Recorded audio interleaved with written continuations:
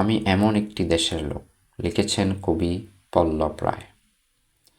আমি এমন একটি দেশের লোক, উগ্র ধর্মান্ধ দর্শক আর চোর পুলিশের উল্লাসে মুখরিত রাষ্ট্রে আমরা জন্ম থেকে লাঞ্ছিত, বঞ্চিত।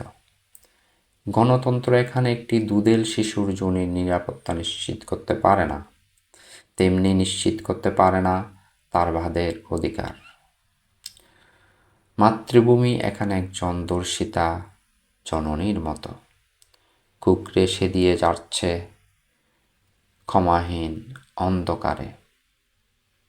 রাজনীতিবিদেরা দর্শকের মতো জঘন্য উল্লাসে মাতোয়ারা, আর গণতন্ত্র ধর্ষিতার রক্তে ভেজা কান্না, প্রিয় জন্মভূমির বাষ্পায়িত শোক।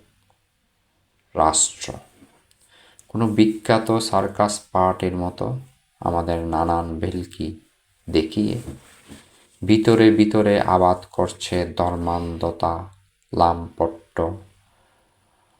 আমরা সে ভেলকির লাল নীল আলোয় ফুলকা পচা মাছেদের মতো নিরুপায় খাবি খাচ্ছি। খাবি খেতে খেতে আমাদের জীবন, যৌবন, দ্রোহ কিংবা প্রেম সব ক্ষয়ে যাচ্ছে।